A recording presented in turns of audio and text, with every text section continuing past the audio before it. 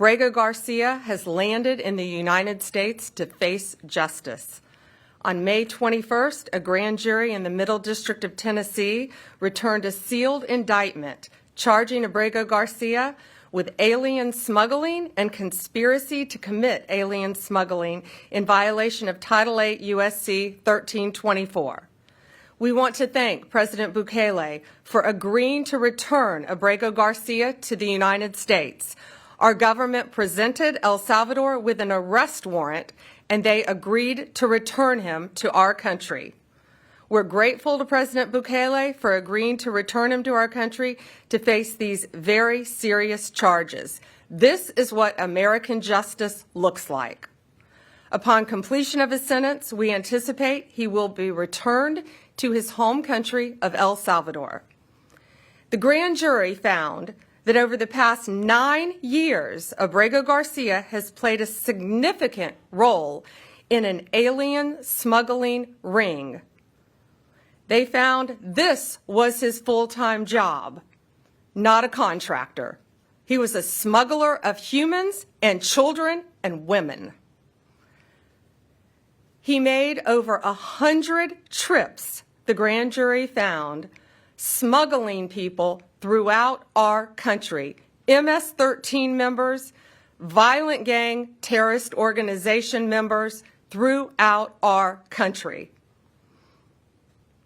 Thousands of illegal aliens were smuggled.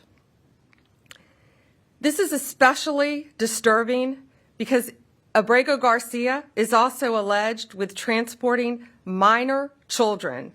The defendant traded the innocence of minor children for profit. There are even more disturbing facts that the grand jury uncovered. It is alleged this defendant is part of the same smuggling ring responsible for the death of more than 50 migrants in 2021 after the tractor trailer overturned in Mexico. This is part of that same ring. The defendant abused undocumented alien females, according to co-conspirators who were under his control while transporting them throughout our country. This defendant trafficked firearms and narcotics throughout our country on multiple occasions. They were using vehicles, SUVs, with added seats in the back, floors that had been ripped out, guns, narcotics, children, women, MS-13 members. That is what the grand jury found. A co-conspirator alleged that the defendant solicited nude photographs and videos of a minor. A co-conspirator also alleges the defendant played a role in the murder of a rival gang member's mother. These facts demonstrate Abrego Garcia is a danger to our community. We want to thank the Department of Homeland Security, the FBI, our state and local partners, our acting U.S. Attorney Robert McGuire, and prosecutors from the Joint Task Force Vulcan. Questions? Attorney General, the traffic stop that we've seen video of from Tennessee, where Abrego Garcia was first identified by the local authorities, at the time, the Homeland Security Department declined to take custody of him. What has happened in between that time and in between the time that the government has been arguing that he was not returnable from El Salvador? What has happened since in this investigation that brought you here? Yes, the question was in 2021, there was the traffic stop.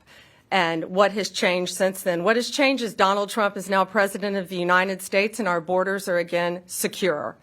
And thanks to the bright light that has been shined on Abrego Garcia, this investigation continued with actually amazing police work.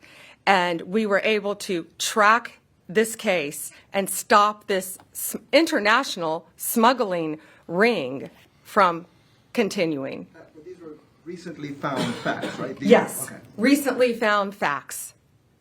To that point, can you just explain when this investigation was opened? The investigation in Tennessee, can you say when that investigation was opened? Well, the grand jury indicted on May 21st. this investigation has been ongoing. This case has been hotly debated here in Washington. In your mind, does this resolve that issue in terms of his deportation? And should this be seen in any way as complying with the judge's order to return him to the U.S. and the Supreme Court ruling that the U.S. government should facilitate his return? There's a big difference between what the state of play was before the indictment and after the indictment. And so the reason why he is back and was returned was because there's an arrest warrant, which was presented to the government in El Salvador. So there's a big difference there. As far as whether it makes the ongoing litigation in Maryland moot, I would think so, but we don't know that. This, he just landed today. Jake, CBS. I just want to confirm what you said earlier, that you're intending to prosecute him and keep him in an American prison if he's found guilty, and then would remove him after his sentence is over. Correct. Yes, he will be prosecuted in our country, sentenced in our country if convicted, and then returned after completion of his sentence. Last one, Sadie, Wall Street Journal. Okay. I have two. One's on topic, one's off topic. Maybe I misunderstood you, but you were mentioning, that he had some involvement in a murder, or was connected to groups that had, involved with this other smuggling ring. But to be clear, the only charges he's facing right now are the, human smuggling charges. Just that's the one offense. But the other things that you have talked about are not actually in the indictment? No, co-conspirators allege that, and we were clear to say that. He is charged with, it's not only very serious charges of alien smuggling. And again, there were children involved in that. Human trafficking, not only in our country, but in our world, is very, very real. It's very dangerous. And as you saw recently in Virginia, the arrest we made of the MS-13 member, unrelated to this, we learned at that press conference, that's where they bring young children into our country and they start grooming them at middle school age to become MS-13 full-fledged members, commit violent crimes throughout our country.